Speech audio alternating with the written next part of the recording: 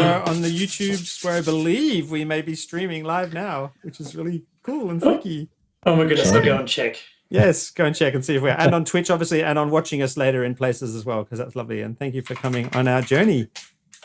I'm a little bit excited, which people have noted already, because we're starting a brand new campaign, which is super exciting. It's a campaign that John and I have devised together, but the intention is for everyone else to get to play in this world that we're all creating together. And DM. And right? so I meant DM. Yes, we're play as in take our toys and manipulate them, as in dungeon master in this world. Yeah, that's right. So everyone will be having a go. There's a bit of kind of not much knowledge of the players about how it starts or what the heck's happening, but the idea is to kind of to release all that information in the first couple of few sessions. Just super cool. And I hope we have some amazing plans, John and I, which is super fun.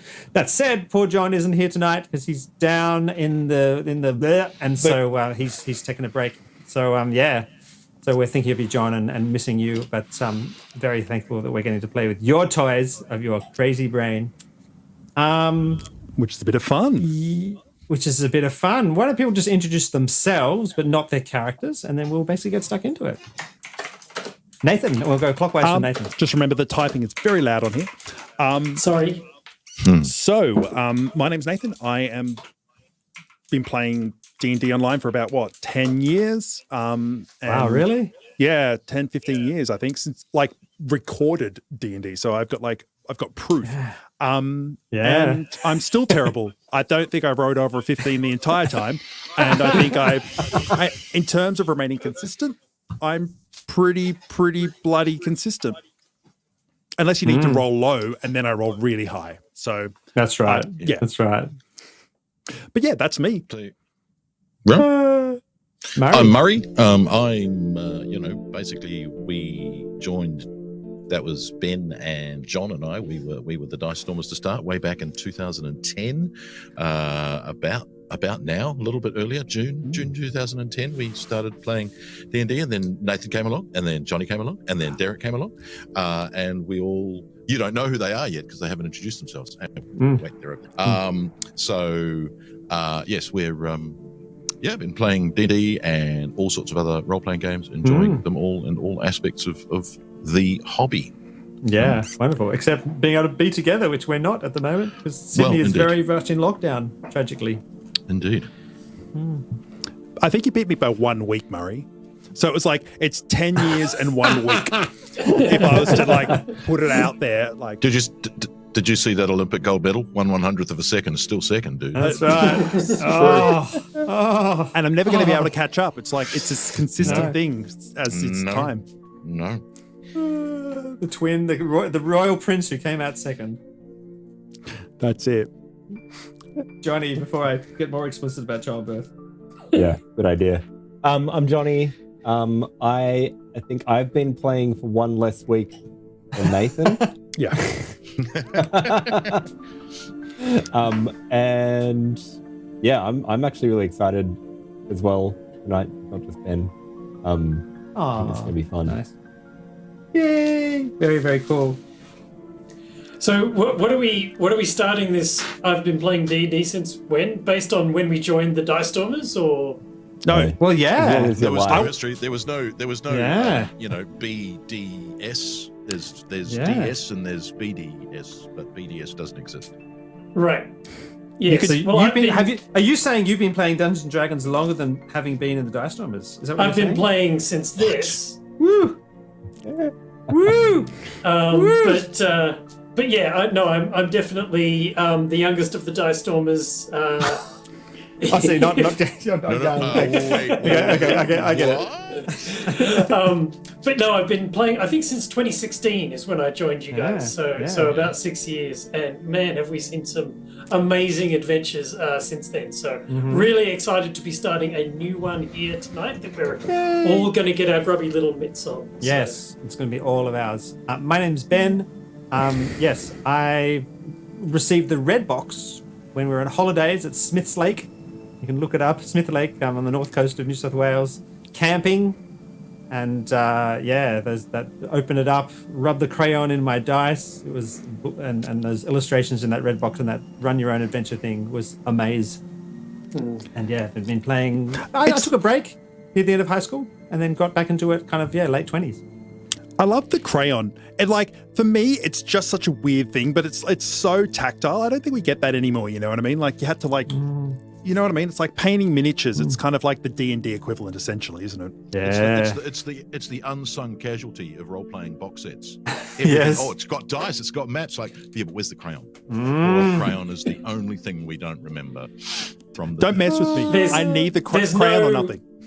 There's no similarities between pressing the roll dice on D20 No. on D&D Beyond, is it? No, but you tell that to the young people, and it's like, getting your first album isn't the same as buying a download. It's like, it's not the same. But they just don't believe you.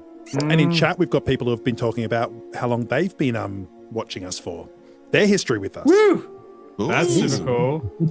Watching the Dice Store. I mean, watched James since Gone Hunting. That was awesome. Yes.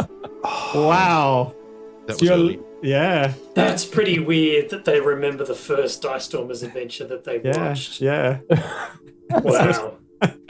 Just where Murray awkward. is facing. If Murray were to turn around and face the other way, that would be where that was filmed. Quite an awkward conversation, though, to remind us of how old we are if that happens. Oh, can I just... Wait, what? I like being the old men of D&D online. We can go, back in the day, we used to play Yeah, analog cameras and no microphones. and like what was it? We had the 180-degree rule that we stuffed up for a while there. Yeah.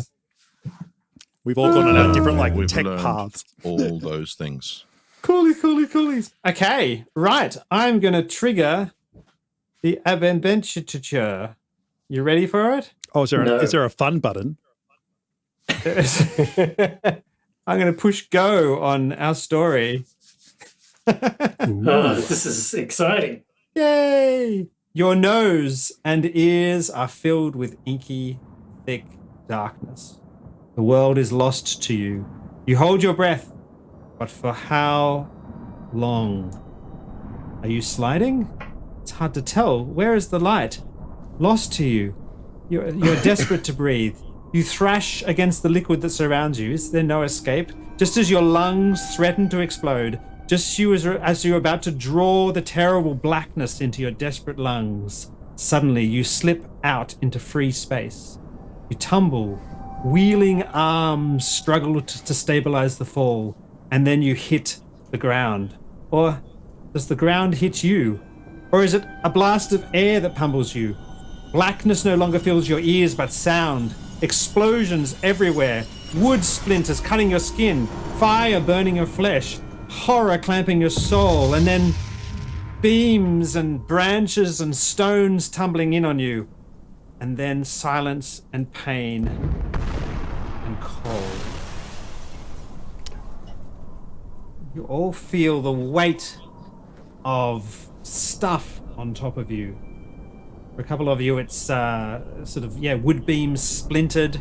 For one of you, it's branches crashed down, and one is tumbled under rocks.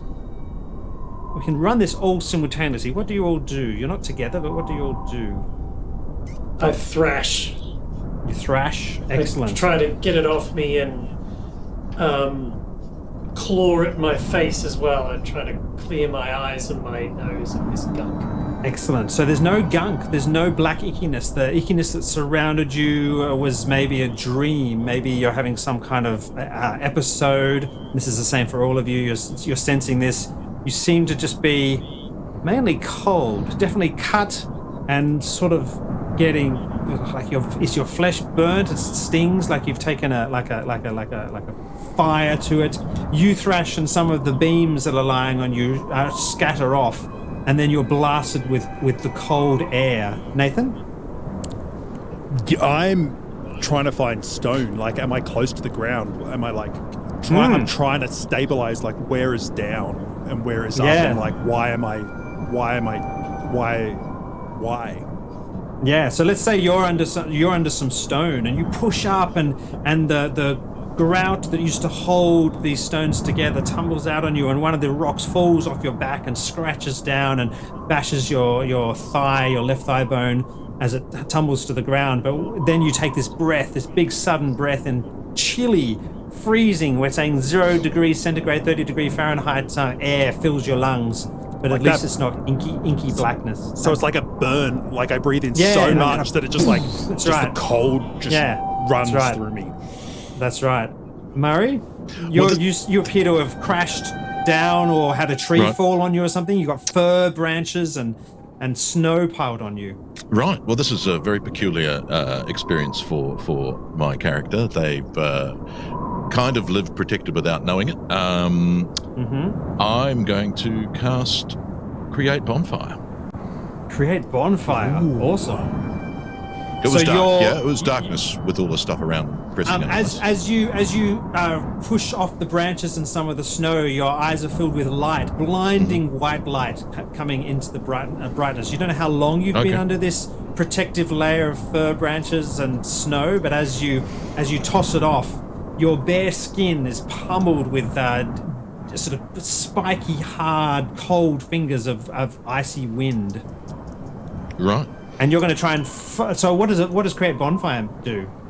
I create a 5-foot cube of bonfire. Wow. As a sorcerer, which gives away my character. Cool. So you're so cold that you, without even thinking, you just sort of spontaneously do this. Not even. It's just sort of like a habitual kind of thing that happens. Well, yeah, and the being in the dark and with all that stuff pressing around was also about releasing it and getting rid of it. So yes, I love it. So you cry out, and fire just bursts out. Let's say at the base of the tree, that has sort of splintered and collapsed. This this tree. Maybe the tree did fall on you, and then you've had this sort of intellectual, sort of internal thing happen in your head. The tree bursts into flame. Like a pillar of fire, because all the splinters, beautiful oily fir tree splinters, are poking up in the air, and it starts burning. I love it. Right.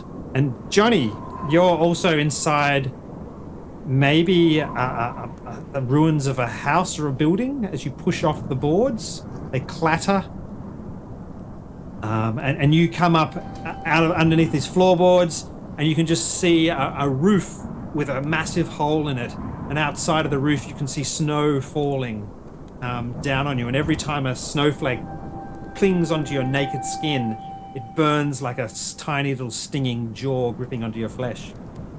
What do you do? I fly into a rage and just start just attacking everything around me, just smashing things. Excellent. So you have the ruins of a house around you. Every part of the wall lining has been shattered. You grab what was the ruins of a table, 2 legs of which have been smashed, and you throw it across the room. And then you're just about to pick up another object, and you see a man lying face down on the floor, on the broken up floorboards of this place. You're naked, he's not moving. What do you do? I sort of half run, half crawl over to him. Yep. As if I'm about to sort of pounce on him and excellent. Take out all my fury upon him. And in that last moment, I kind of stop myself with a great deal of effort. Yeah. So do you roll him over and to look to see if he's with the world? Yeah. You roll him over. I roll him over to attack him and then realize he's unconscious and then stop myself. The look of his body is horrific. I mean, he's mainly covered in thick clothing, in thick furs. They look rather invitingly warm. And but his flesh, every part of his flesh is showing. The palms of his hands and his face are black and blue, as if they've been pummeled by enormous force, smashing every capillary, every single capillary that makes up his flesh, and he's black and blue. Where do we leave you, Derek? I had thrashed around and tried to claw the stuff off my face, realized that it's not there. Yeah. And I think nice. if I can get myself upright, I'm going to sit cross-legged and try and calm myself and slow my breathing and use my meditation techniques to Nice. to reconnect with the dream space and reach out. Desperately trying to get control of your mind. Yeah. Yeah. That sounds cool. You sit up. You're sitting at the front of a house, like a balcony of a winter dwelling that's been completely obliterated by something or other. It's hard to know what it is. Perhaps this was a town once, but the main street is like a crater. There's stone that has been melted and become a flowing viscous fluid in parts. Every piece of wood in the house that you're sitting in front of and underneath you is like being shattered into 1,000 pieces. And just as you close your eyes to try and control your mind, you see there's bodies lying in various states around what was maybe the street, including animals, horses and oxen, and the remains of maybe a fair or something like that. But you clamp your eyes shut to try and sort of control the panic that's rising in you. What did you say? Oh, I was going to say, is there an epicenter to this explosion? Is there a source of it? It's just chaos everywhere. We'll talk about that. Yeah, we'll think about that. Nathan, so you push these stones off you. Yeah. You look around.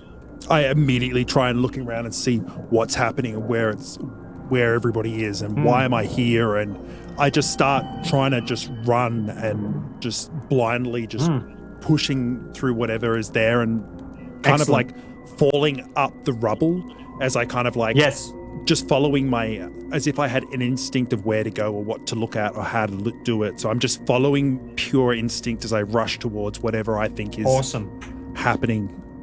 So you appear to be in the ruins of a stone building. So there's some of it still standing. Many of the stones, quite horrifyingly, have been shattered. You know, when you shatter a piece of sandstone on the ground, it just goes to a powder. There's piles of powder and things. There's shattered glass. So this was perhaps some sort of relatively expensive building. You're running. Because I'm a short man, so I know a lot about stone. Can I tell something about the stone? Yeah, it's a beautifully fitted building. It would have been relatively expensive to build, so probably that suggests it was a religious building of some kind. This is confirmed when you are just about to exit the building to go out to the street that some of the others are looking at, and you trip and sprawl headlong onto the ground, which isn't very far to fall for a dwarf. But looking back to see what you tripped over, looking back to see what you tripped over, you discover it's the body of perhaps the priest of this building. Does any like logos or like do I feel connected to this man at all? You look back and he is indeed a dwarf like you. He's wearing a cassock, a perfectly sized dwarf cassock, and it has an image blazoned on it of a chisel and a hammer, which, according to your memory, means he's one of the three gods, one of the three dwarven gods. This man worships one of the three dwarven gods, the one of stone masonry. Then I'll just rush and fall over and try and help him, and kind of like just but like in absolute like hysterics. Yeah. So you all are realizing that you're quickly becoming cold, and you're unprotected in this environment. I'm not. I've got a blazing bonfire. You have a blazing fire. Okay. The hotness of the fire is glowing on your naked flesh, Murray. Mm-hmm. So you will need and to your back where the world is free to glow on you. It's becoming chilled. Do I see anything from the light given by this now burning tree? So it is daytime even, so you can look around you. You're in a snowy land. You're on the edge of this incredible site, which was perhaps a town of some description. You're on the edge of a forest. Okay. Behind you are many, many more trees, the first sort of maybe 2 or 3 layers of which have been flattened and shattered by whatever massive explosion or whatever the hell happened in this place. Do I see buildings that have sort of been torn down? Yep. And run? Yep, absolutely. Okay. Yeah, as if a mighty fist has come crashing down on them. And like it's not like the sort of damage that a fireball would do or or you've heard legends of great wizards. Perhaps there's some magic that's even more powerful than that, but it's hard to tell. I back away from the scene of devastation to behind Excellent. the tree so that I'm peering out at the devastation, but I'm certainly not making my way towards it. Nice, excellent. Johnny. Yeah, so I'm kneeling over this corpse, I assume. Yes, definitely. Man's not alive. That's right. Do a heal check. Do a heal check. That, but I'd kind of put two and two together. His very eyeballs have become liquefied and kind of cratered in and split and cut open. Ow. That's a lot of detail. Well, I'm gonna.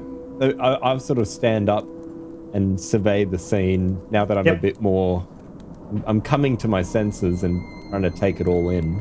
Awesome. And I'm gonna cast Detect Magic. Excellent. Oh, I can do the sound for them. Oh, that's cool. Do it. Awesome. Your eyes are filled with arcane power so that you can see the very fabric of the world around you. You look all around, I presume, including looking up. You don't detect anything kind of magical in the town, but you do detect a magical aura withdrawing from the ground, withdrawing from the tops of the buildings, withdraws your eyes up, and you look up to see a strong, overpoweringly strong, it becomes apparent, magical field, which is drawing itself back into the sky above you and into the clouds, and with kind of with a distant thunderous sort of reverberation. The clouds embrace this magical field and it disappears from sight. Wow. You are becoming very cold now, and there's a corpse lying in front of you with clothes. If you'd like to take them. How large is the corpse? About approximately human-sized. It's not going to help me. Well, how big make are it you? a loincloth. I am in like 10.5 feet tall. Oh, wow. Giant. Yes, a giant. Literally. So these clothes probably won't do me much good. It is a large winter coat this guy is wearing, so I guess perhaps if you could he's sort pull of that a over as your fur- underlayer. It might look a bit awkward for sure. A cloak might work as a tunic kind of thing. Yep. You could probably pull this great, big, thick fur cloak over you. Yeah. Okay, good. Well, I'll do my best. I'll put something on. You uncaringly wrench the clothes from this fallen Rip a innocent seam. and clad yourself in it. Derek? I'm just imagining Johnny doing that Lou Ferrigno Hulk thing where he splits splits out of his own jacket. Awesome. All right, having centered myself and given myself a moment to control my thoughts and racing thoughts from racing ahead of myself, I stand up and attempt to walk into the street a little bit, and I gather I'm not wearing anything too. No, you're absolutely, So you see that, Murray, your character? See me? Yes, he sees you walk out into the street amongst the fallen corpses of the townspeople. Okay. I hide. Sorry? I hide. You hide, excellent. Hide. Yeah, you draw back behind the trees, excellent. Behind the giant burning tree. That's right. Hopefully you won't see past the flames. You can see maybe a residual fire from this whatever catastrophe has overtaken this town. You see one of the trees is actually burning like a blazing lantern up on the hill, just up above the main street. Okay. How far away? Must be kind of 60 or 70 feet. I'd like to, again, like I was doing before, maybe sort of see if there was a central impact that caused all of this, or if it was a number of impacts, or just a huge fireball that set everything ablaze at once. You feel like maybe you need to protect yourself from the elements pretty quickly, or you're going to become hypothermic. All right, I'll look around on the ground. I'm fairly sort of, I'm tall for my people, but I'm fairly sort of medium sized. So. Okay, good. You steal some random clothes, steal a cloak or something, and Sure. Yep. some of them have quite attractive-looking, thick winter boots on. Do you take a pair of boots for yourself? Definitely boots and gloves if they have them. So what does this Kalashtar look like to Murray as you ramshackle the Fallen? The from 60, 70 feet away from me, the thing that you'd probably notice the most is my golden hair. It flows down around my back, and it looks different from sort of auburn hair in that it does actually kind of shimmer slightly. And I'm presuming, normally I wear it pinched back, but that would... Yeah, you don't have anything at all on your person. That's right. So not even a hair clip. That's right. It spills down over my shoulders, and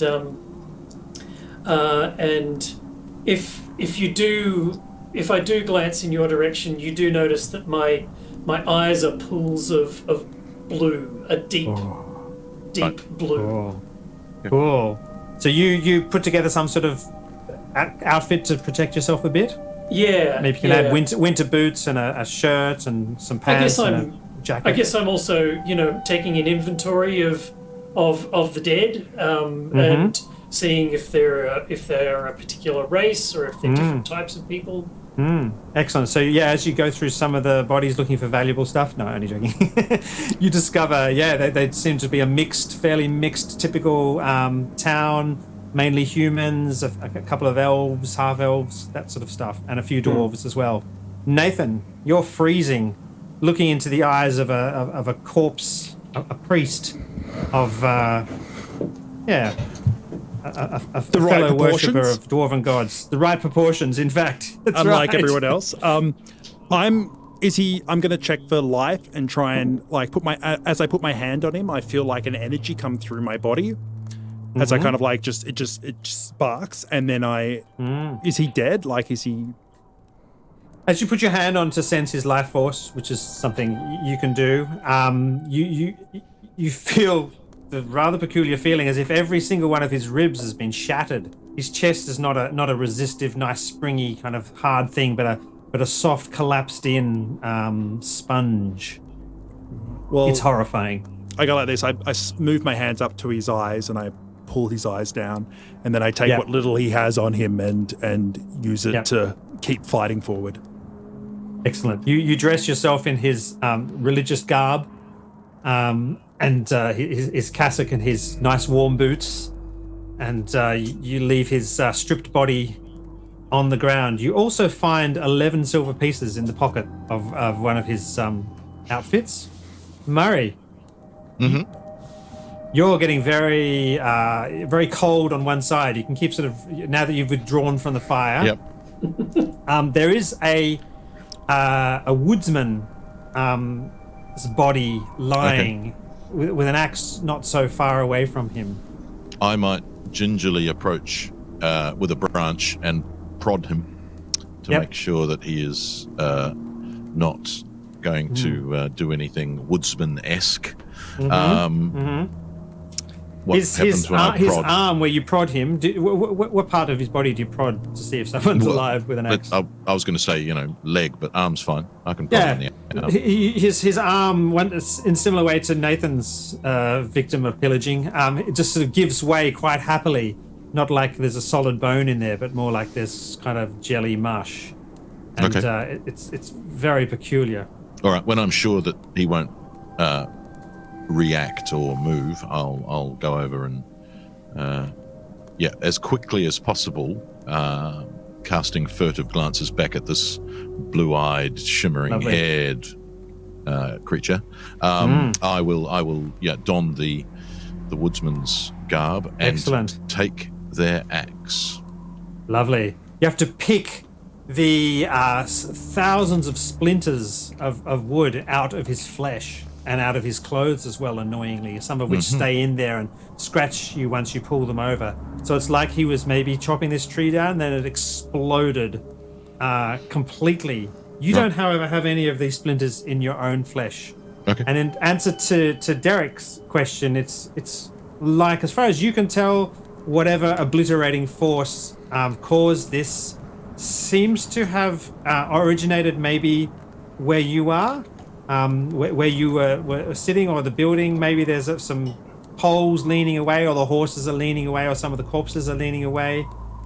You can also see up up at the end of the main street, you see walking out of the like ruins of a church. Are they ancient ruins of a stone building that was once there thousands of years ago, or was it like knocked down as well? A dwarf clad in religious garb. You see the distinctive hammer and chisel of the worshippers of the dwarf god of stone masonry. What do you look like apart from that, Nathan? I'm actually tall for my species as well. No, I've got a beard, like a fierce white beard with just grey, just mixed in and grey and white everywhere, and it's just covered in rubble and dust and snow, and it seems like I'm older than the stones I'm standing in front of, kind of, and kind of like have a sense of like age to me, and it seems like the clothing looks relatively as if it's hanging off like an ancient being in that regard. Wow, very cool. I gesture and hold my hand up, and actually I hold both hands up to show that I'm not armed, and start to walk towards this dwarf. And that's excellent. We'll get you guys together in a moment. That sounds fantastic. And what did you do, Johnny? You're now warm against the cold. Well, somewhat warmer. That's right.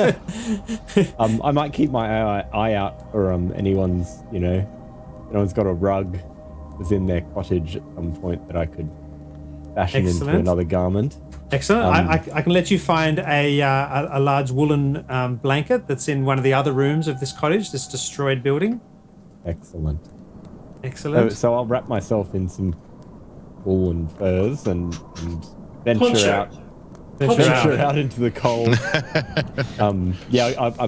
I punch a hole through the middle of the blanket and put it over. Nice. Oh, I love it. That's fantastic. So you can imagine Nathan's character walking out from the church, Derek's character standing at the end of the street, and then emerging halfway down the street, stepping out of this one street town, is this enormous 10-foot... Is it called a furbolg? Furbolg? Yeah. Furbolg. Yeah. He steps out of this ruined building, taking a bit of door frame with him as he tries to sort of awkwardly get around the smashed basement where he originally found himself. Excellent. Do I know him? Is he a common in this?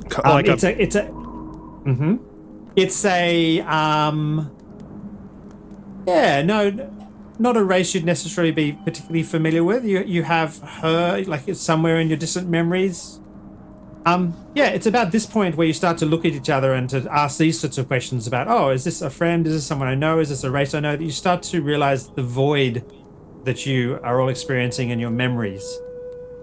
Like, for instance, what happened before you woke up, or where you are, or what town this is, or certainly was.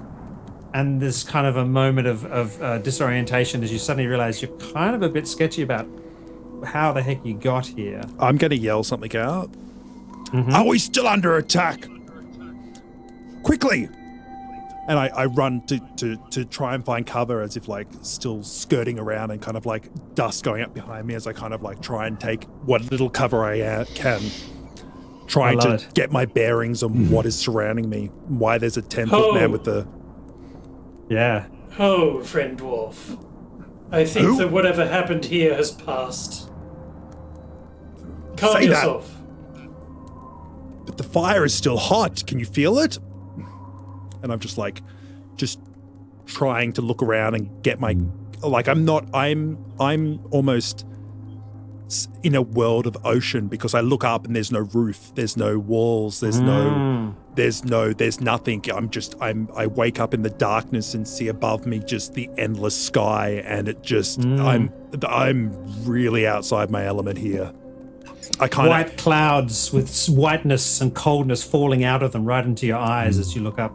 And the air is so crisp, it's just like burning my lungs. And so I start breathing faster and faster, and it just keeps more and more pain. And I'm looking around trying to work out like, who are you? What are you doing? Stamp, and trying to like get something so I can touch stone or like have some form of stability behind me. And I'm trying to I'm just like a scared animal almost, out of his element, out of his moment, and trying to not connect with anybody and try and move back because I know nobody and this is all foreign to me.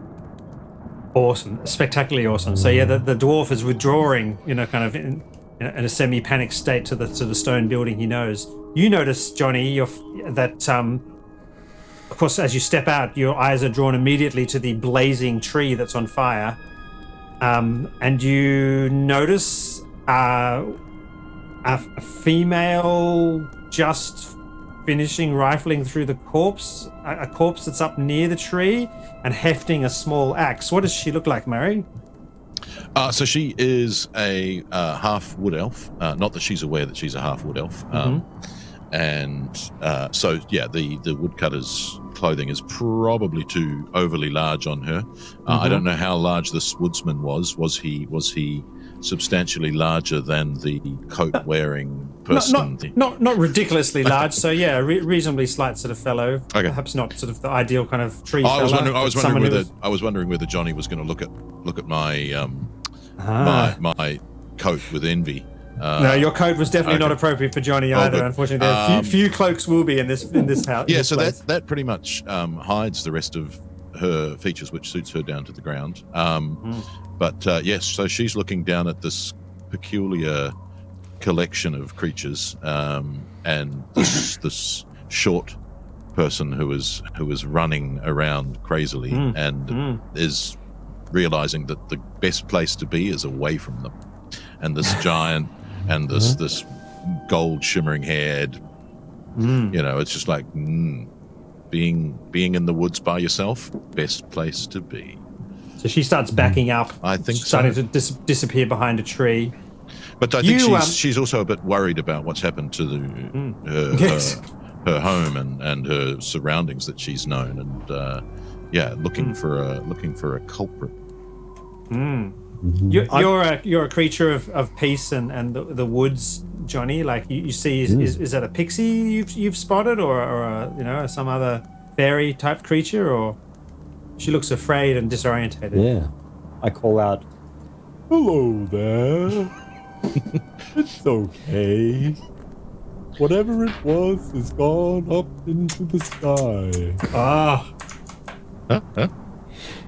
I pretend, as all people trying to not be noticed do, that is not addressed to me. But I'm going to fall over backwards at that point. Lumber over towards you. We'll go to you, Nathan. So you start lumbering over towards her. Meanwhile, you're doing what, Nathan? I'm just going to stumble backwards as I'm like walking backwards, trying to keep my eye. And as soon as he says that, I kind of like fall back and kind of like start scurrying back to try and find rock behind me. And Derek? I'm going to move towards Nathan again and reach out with my mind and telepathically talk to Nathan's character and say, again, calm thyself, friend. Nice. The danger has passed. You are no longer in trouble, and I am here to help. Calm your mind. You're going to hear my thoughts at the same point, and it's just going to be, who are they? Why am I here? Who am I? Why? And I'm just going to be like, it's just going to be thoughts of this stuff, and I'll start to slow down. I have no answers for you, so you need to concentrate on your breath. Cool. Breathe in, breathe out. I sense some PC combat here, but I think I'm freaking out at the moment to the point where I'm going, like, I'm really like breathing in, breathing out, breathing in, breathing out, to the point where I would like just kind of like, almost like lose a bit of focus and see the black coming again and get even more scared. But I'm now I'm leaning against the stone wall, so I've got something behind me. and it's just calming me slightly as I kind of like, I'm like a rabid dog. I'm looking around and switching my gaze between the people and not looking at myself or where I am, but just being very confused as I kind of like almost just nod a bit off, and you can see my energy is dropping as I kind of like begin to relax or pass out or what. You're not quite sure what's happening, but I'm calming down, but I don't. Is that a good thing? I don't know. That's super cool. I love it. So then Johnny, your character, walks over towards this creature of the forest. Yeah, and he walks kind of calmly and quietly almost. Unthreateningly. As unthreateningly as a 10.5 foot tall giant man with long red hair and a long red beard can possibly be. I think curiosity will overcome fear. Nice. If anyone watching can Google Furbolg, they do look kind of cuddly. They've got big noses. Yeah. They don't really look like menacing giants of destruction. So yeah. What do you do, Murray? What does your character do? I pretty much, I'm not coming forward, but I'm certainly not continuing to back away. I'll let him get close and hear what he has to say. What are your eyes like? My eyes? Well, probably they are. Well, I don't know. I've never looked at them, to be honest. So I'm not sure. Johnny, what are my eyes like? Nice. What are you, a half? I'm a half wood elf, but I don't know that I'm a half wood elf. Well, yeah, but I imagine that you would have piercing, bright, sparkling green eyes. Lovely. Just, not green eyes that a human would have. Kind of a darker shade, like a more emeraldy kind of green. Cool. Like Forest a spring even. leaf. Yeah. Nice. Spring leaf. Beautiful. Okay. So, and they're trying to look kind of slightly menacing and untrusting at the moment, but also very kind of, inquisitive. Despite themselves. Yeah. Yes. Fantastic. So what do you say, Johnny? Anything else again? I say, come now, little one. It's okay. Are you saying that to who? To me. To Murray's character. Ooh. He's wandered up to the burning tree. I will say in return, who are you? Where are you from? Do I know my own name? And how much do I remember? So it's Don't weird. answer too much. That's right. You literally don't remember anything before was it a dream or whatever? Or was it afterlife, like near-death experience? But you do remember your name, which is strange. But yeah, literally nothing. You don't know what you look like. Apart from looking down at your body, you're clearly 10 feet tall. You kind of know how to act and cast spells spontaneously. You have a lot of the skills, much like complete amnesia, basically. Which is always a mystery to me. It's so weird how people can still play chess and piano and yet can't remember, anything before last Tuesday. I am Lorkal. Who are you? I am Eressa. And the same sensation for you, Mary, the same sort of peculiar confusion about What's happened. And you've always been in the forest. You know that the forest is your friend, and you know that if you withdraw into the forest, you'll be safe and you'll be able to survive. Yep. With an axe, at least. Now you have an axe in your hand. You know you can sort of make everything you would need to.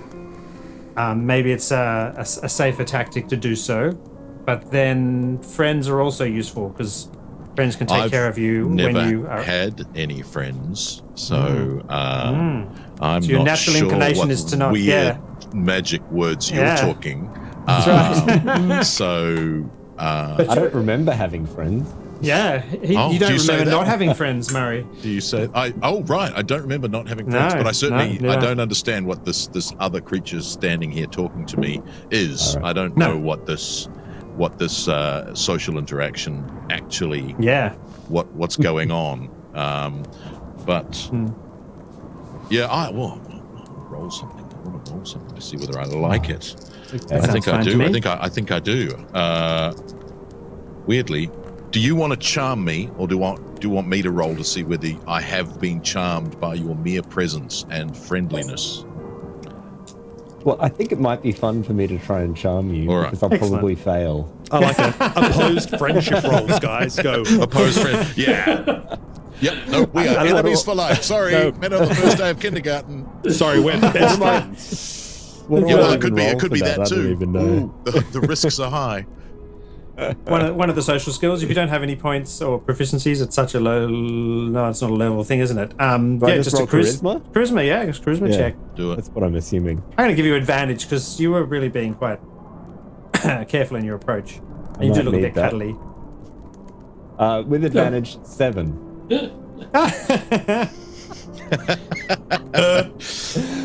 Welcome to my life. wonderful. Yeah, yeah. I'm not a particularly charming person. I'm No. quite. I think though I might see a little bit of myself in you in the lack of social graces, because I don't know what socializing is. Nice. Well, it seems that I don't either. Not just from rolling, but yeah. So are you doing a kind of an awkward like ooh, yeah. cool. I might Sorry, that was take me who said your yes. hand Oh. and walk you back down the hill because you've been so friendly to me. Oh. So I have really beautiful. I have the only other thing that you might notice is that in my suprasternal notch there's a tattoo of a weird sort of emblem. So as the ill-fitting, slightly oversized, but not particularly massively oversized cloak. Yeah, it's got like the fall lapels, apart. so it's got like Yeah. there's a gap here, which is exactly where it needs to So be. tattooed on your actual flesh is My flesh. Yep. Sort of a large jewel, like a necklace, as if it were a necklace with a It large looks like jewel. that, but I'm not allowed to wear that because I haven't got that. So I might have love props. it. Anyone else got props? I got props. Ah, that's so cool. A wood elf should have some closeness to Furbolg. Absolutely, I definitely. don't even know if it comes down So the camera. Will it Derek's come out in the beautiful camera? Kalashtar. Oh, that's so cool. It does come out in the camera. There you go. Nice. Beautiful. Derek's Kalashtar is offering kind of like sort of an emotional paper bag to Nathan's hyperventilating. I'm going. Who's reading my mind at the moment? That would be me. Okay, I'm going to give you something, and then I think I'm going to faint because. So I've never been alone, ever. I'm a tribal creature. Like I've always in the mountains, like dwarves. Like you never go anywhere without actually like having a dwarf in your line of sight almost. So I'm not in a mountain. I'm in the open, I'm alone, and I'm surrounded by people I don't know. Everybody I've ever met, I was like known since birth. So this idea of new people and having no one I know and being surrounded and being not underground, and you just see that I'm just getting absolutely overwhelmed, and you can kind of sense that I'm hyperventilating again, and then I'm just going to kind of fade into like a as if like I'm passing out from just too much sensation has all happened and hit me all at once.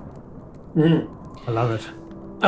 Just as that's happening, I'll dash over to you and gently sort of catch your body as it's falling, and then lean you over so that you're sort of not going to knock your head as you hit the ground. And that's going to be my last. That'd be my last thought as I see that. So the last thought is going to be, I'm going to feel you grab me and catch me as I fall, and then I'm going to just pass out at that point. Are you still linked to his mind at this point? Mm-hmm. Okay. Maybe the last thing that I say to him is rest. You just see... You have that same dream again, Nathan, while you're unconscious. Oh, what, falling inky through black, death? inky death, struggling for air, trying to find the surface, thrashing in I suppose it's underwater, but maybe it's frighteningly a lot more thick than water. Do I have my friend there now? Connected to me in my mind? Is he in my dreams as well? So do I hear his voice as I travel through this dream? Yes. And there's a tiny, tiny little bit more of dream just before you get to that. It's you falling, maybe you've tripped, into a doorway that's, and the room on the other side is very, very dark. Even maybe the doorway kind of is filled with this treacle blackness. Is it and just the as darkness, you twist your body? Is it the darkness I love? Like, is it my under? Like, No. is it a darkness of tunnel, or is it a darkness of like the unknown? That's a great point. So yeah, it's a very, very strange darkness. The darkness. Perhaps dwarves would have an instinctual sense of, say, carbon monoxide or carbon dioxide buildup. Or when you the dig dangerous too deep. parts of the world. Yeah, when you dig too deep or you dig into sulfur or something like that. It's that kind of darkness that you know to back away from. And but it's through a door into another room in the mine or something like that. Is it a dwarven door? Do I take in any of the kind of like any of the?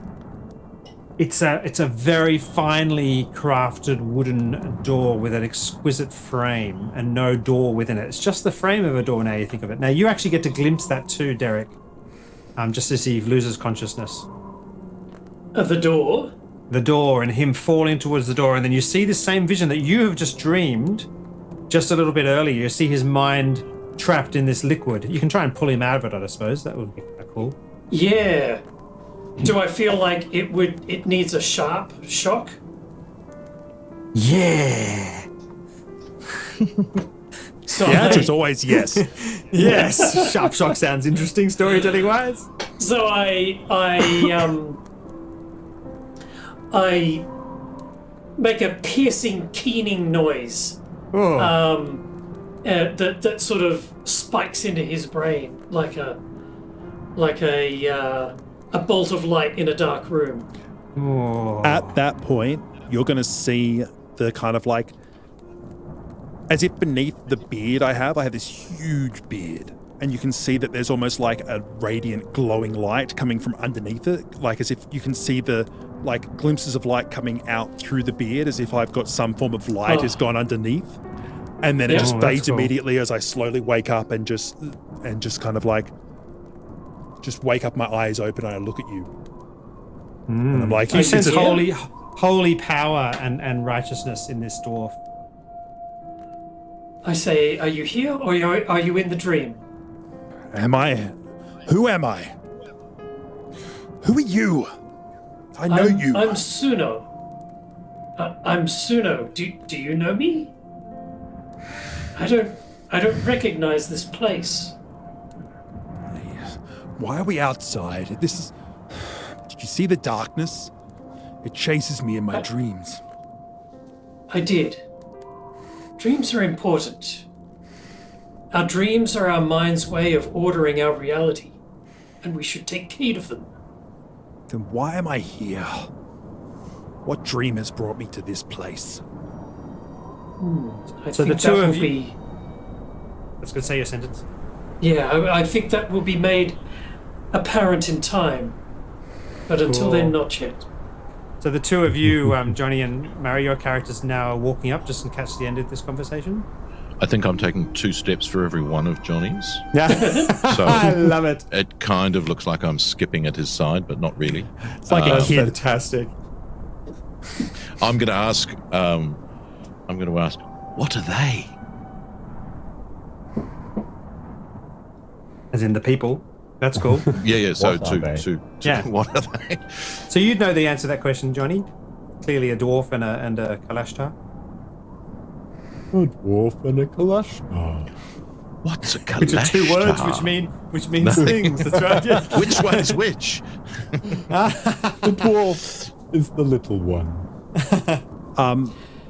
Derek, you're going to get a very sharp sense in your brain because you're still connected to me that I freak the fuck. Like, who is this? What are they doing? Like, I go to push back, to lean back and start crawling backwards again in my mind as I say again, calm yourself, dwarf. They do not appear to be threatening. I've never seen something that tall. I'm just going to point it out there. He's 10 foot. Like, I'm like a solid 4 How foot. tall are you? I'm like 3'9", 3'10". Excellent. But I'm built like a meatball. You are being thick and strong. Absolutely, yeah. Like Are a they wombat. friends, Lorkal? Is this what friends look like? Oh, it's beautiful. Oh. Are you friend? I do. Yes. Yep. Them. Yep. There are no facts on which to base who we are. Oh. Did you do this? I I think That's I might cool. take that as the same kind of awkward response that Lorkal gave me up by the trees. I'm like, do I need to hold your hand too? Oh, that's cool. And I offer my hand. to me. So to you. So I'm holding Lorkal's hand and, trying to sense awkward socializing skills that are occurring around me. That's beautiful. I reach out and take your hand and say, from my ancestors to yours, welcome. Ooh.